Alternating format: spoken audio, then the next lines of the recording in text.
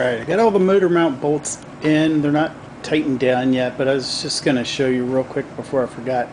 The strategy I used for it, which worked pretty well, was just line this lower motor mount bolt up in here, get that one in first on both sides, and then it kind of, I didn't put the little nut dewjobber on the back yet, but I just put those in to kind of have something to kind of hold the motor in place, and then I could rock it back and forth. Then I rocked it back a little bit and got the front motor mounts in, then rocked it back and put the upper rear one in, and then the lower rear one, and so that seemed to work. It was pretty easy. I didn't record it because it was just a lot of I used my little jack thing here to jack up the motor a little bit and rock it back and forth, and that was a really easy way to do it. So hopefully that will help you if you're having to put one of these motors in. It was relatively easy. I was kind of dreading pulling this motor from everything I read online and putting it back in from everything I read online, but it wasn't really that hard. Okay, on this side so far I've put the, just let the chain sit up there, put the sprocket back on. This little star ring in here gets bent down to hold that on. That was missing when I bought this bike, and luckily I didn't ride it anywhere, and I found this nut was just actually I think they had a different nut on there that wasn't even the right one, that was about to fall off. So somebody had removed it once and either lost it and put the wrong nut on it, but just bend this little star piece down to lock that nut on, and then you have your gear shift selector right here. This wire goes to it. If you're still using it, I'm not using it on this bike, but I'm going to put it back on in case somebody else at some point in time decides they want to use it and go back to it. I didn't cut the wires. The wires are still there if somebody wanted to put a gear shift selector on it. This bike actually had on the dash, it would a gear shift indicator. It would tell you what gear you were in, which I think was pretty rare for an early model bike like this.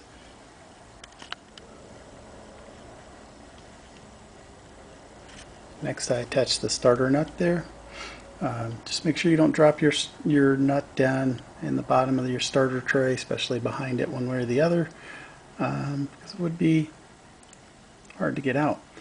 Alright, so next I think I'm going to have to loosen up the rear wheel to get the move forward to get the chain on. Okay, I lied. What I'm doing first is putting the starter cover back on. It's 8mm bolt, and there is not much room to get this back one on. It would be a lot easier without the adjuster on, but since I already got my adjuster in place, doing it one little turn at a time. I already got the front one tightened down. You don't have to go crazy with this. It's just a cover for the starter, keep the water and gunk out. I'm just going to snug it down here. So I don't think you want to see me fighting with this, not the whole time, so I'm going to pause it.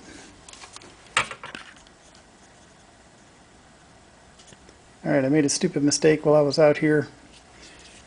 Forgot to put this little rubber tab back in here on this starter cover to keep the water out of it. So I had to take the cover back off of it again. I think I've been working too long out here. I think I'm going to fix this, put this cover back on, and call it a day. Okay, I got the chain back on. Had to loosen up the bolts back here on the wheels, on the wheel, to get it to slide forward. Got the chain back on. I think it's adjusted pretty close. We'll adjust it again after we ride it once, see how it does. Got all the wires hooked back up here for the rectifier, regulator rectifier, and get my electronic ignition hooked back up here. So I'm going to put the clutch mechanism back on, get that all lined back up and make sure that that's working properly, and then I'll put the Foot pegs back on, get those all bolted back down, and then we should be ready for the carbs. So should be the next step. Okay, I'm sorry, on this side of the garage it's not the best lighting, so I'm trying to have a light set up here so you can see what I'm doing, but I'm going to go ahead and put the gear shift lever on. So this has a little C-clip that goes in here, and I just put the C-clip back there so I would know where it was at. So let's see if we can get that back off without losing it.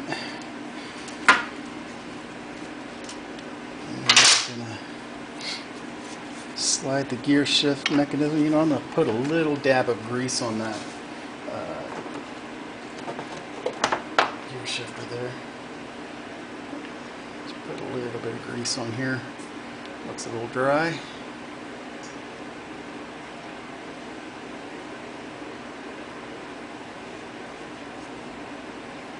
don't know why I did that with my fingers and not with my gloves.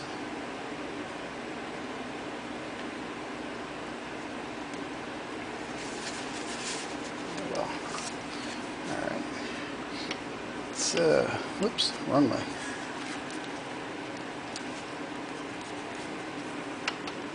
So that can slide on there. And the gear shifter slides on. We're probably going to have to adjust this once we get everything lined up for the foot pedal there. Or the, geez, I can't think today.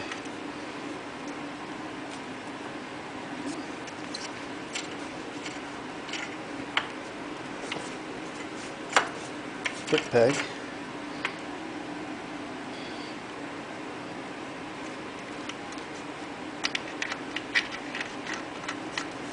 You can always adjust it later. Just going to get it in place. Bolt back in it.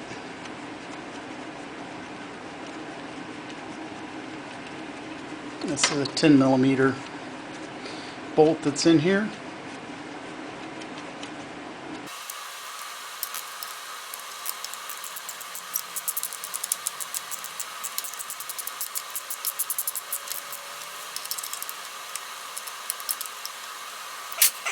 This C-clip back on. Let's just get that out of the way.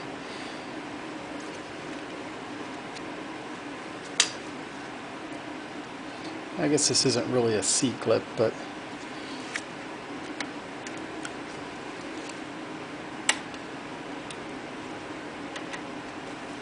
alright, so the gear shifter's back on, back in place, and we can get ready to put the foot peg on here. I think that's a 14mm, so I meant to get that wrench. I'm going to pause it.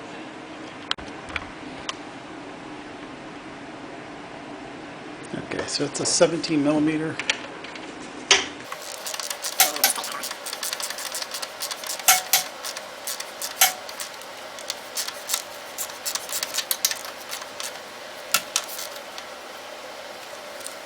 So now we're going to do the same for the other side, put the other foot peg on. Okay, I went ahead and added the oil. It takes about 2.5 quarts. I don't know if you can see the line there. It's right up to the full mark. So it's about 2.5 quarts, 2,400 milliliters to be exact, 10W40. So got the oil in.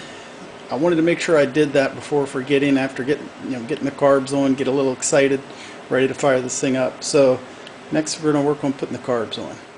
Okay, on this foot peg, we still have to put the brake assembly on too. I believe you have to put the foot peg on first. I'm going to use some copper anti-seize on these bolts. These are really dry. I forgot to do that on the other side.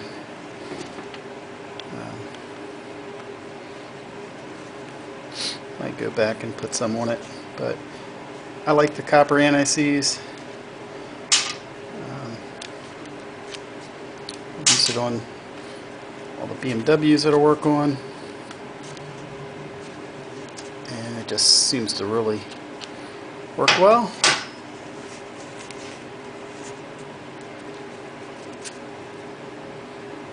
Like I said, this bike sat for quite a while, and I think part of its life it sat outside. It's got way too much And not that it had any really major rust when I got it, but some of this stuff was pretty corroded and stuck on there. So we can help save it some now, make it easier for the next person or me to work on next time.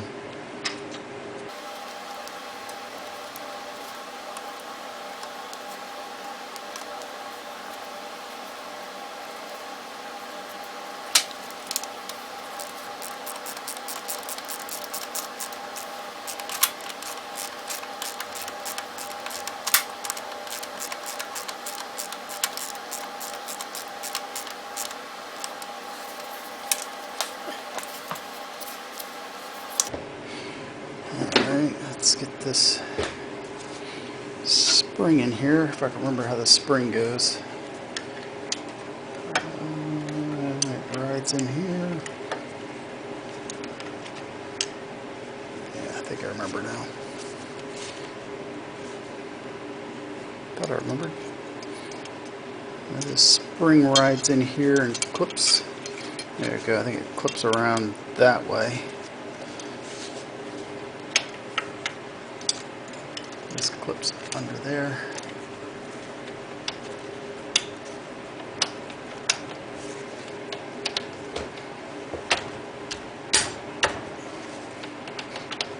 That way. Alright. Let me do a little anti-seize on this bolt as well. Don't need much of this, it goes a long ways.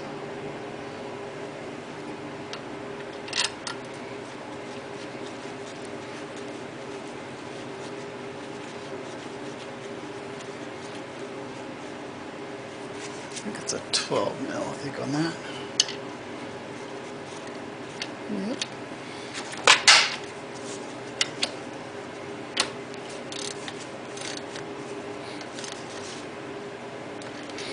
And there we go.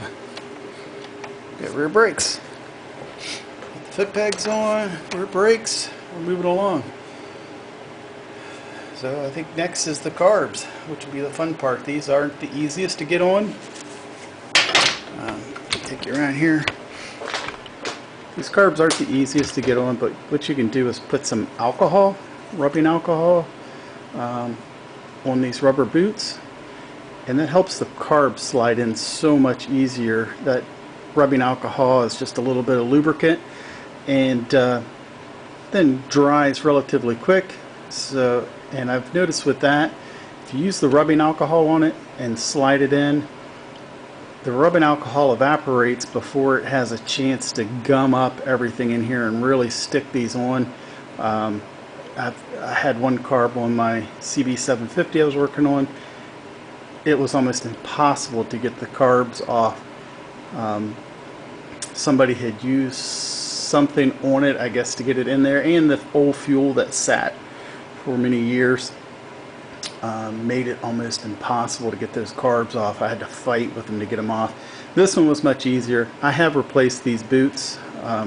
All the boots were pretty dry rotted and cracked when I got it, so I've replaced those. These are a little softer, and we'll try to lube them up real good with some alcohol, see if we can get it to slide back on there. I notice I'm missing one of my clamps here.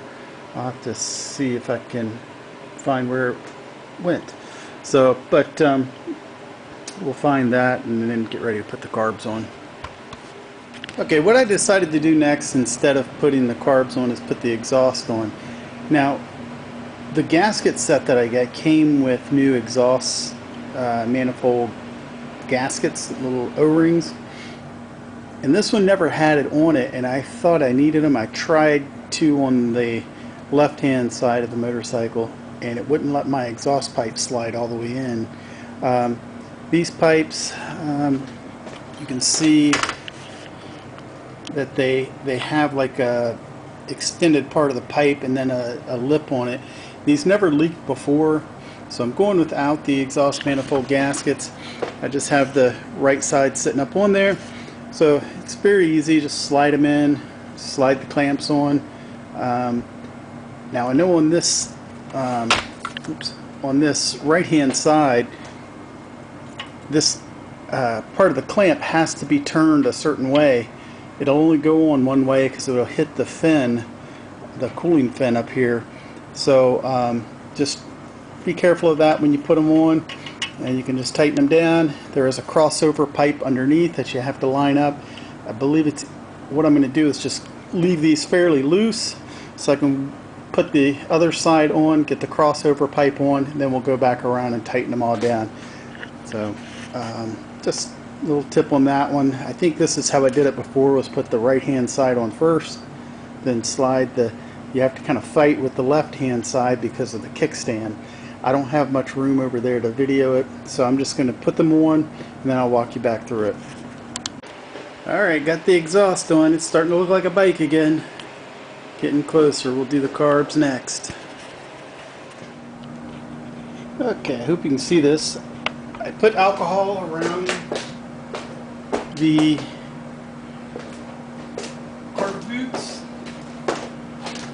and then just put the carbs up to them and you just slide right in, that easy.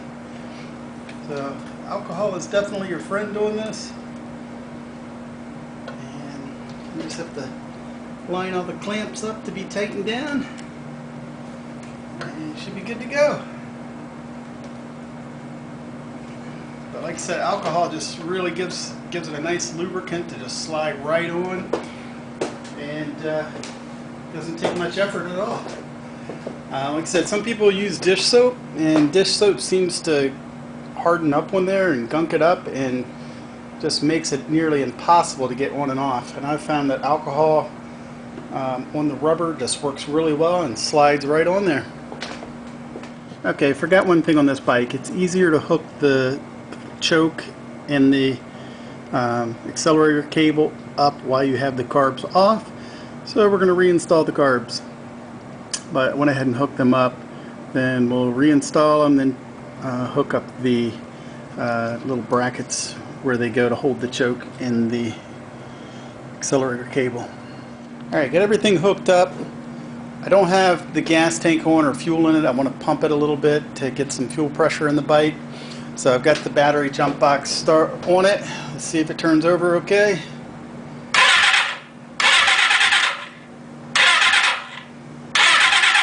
Sounds like it's turning over.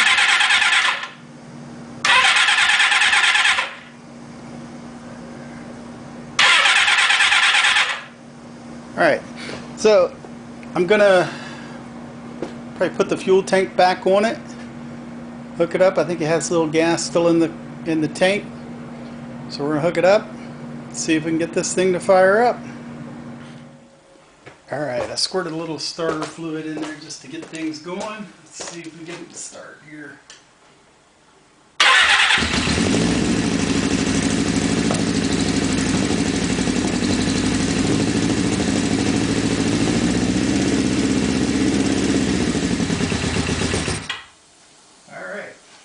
That's all we're going to do right now, but we got it to start and run, so it's definitely a good thing. I'm going to check the oil again in it, then a little bit later I'll get it started, get the motor warmed up real good, and then I'm going to change the oil again just in case any crud or anything fell down in it. Just want to circulate it through one time. I'll change the oil in the filter, and then we should be good to go.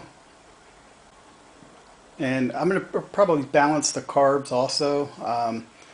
I don't know when I'll be able to do that. Right now it's very cold outside, so it's going to take a long time to heat the motor up to get it to the operating temperature to balance the carbs. So I'll do that, and I'll probably have another video on that at some point in time. But thank you for watching. I hope this helps. If this helped you in any way, or if you just liked following along, please like, subscribe. I really appreciate it. Thank you. Alright, before I go, I'd like to just give you one last shot of the bike with all its parts on. Get the seat on, get the tank on. This is a very fun bike to build. Pretty easy bike to build too. It's my first bike that I built, and it was a lot of fun. I learned a lot on it, and like I said, it's a pretty simple motorcycle to work on, and you can find them really cheap. And I think they just have the perfect platform for a cafe racer style bike. I did raise the gas tank up in the rear about 1 inch. I welded a piece of metal in there and rethreaded it so I could raise the gas tank up just to give it a nice flat line right through there to the tank, to the seat. I made the seat out of fiberglass, welded a rear hoop on it. And I love this bike too because it's disc brakes in the front and the rear. Not the best disc brakes in the world, but you know, better than drum brakes in the rear. It's a fun little bike to ride. I haven't ridden it much, but I'm going to definitely, when the weather gets a little bit better, get some tags on it and take it out for a nice ride, and you know, maybe put a few miles on it. Like I said, I'm probably going to sell this bike. I love the bike, but I have too many others and can't keep them all. So I think this one is probably going to go. We'll see.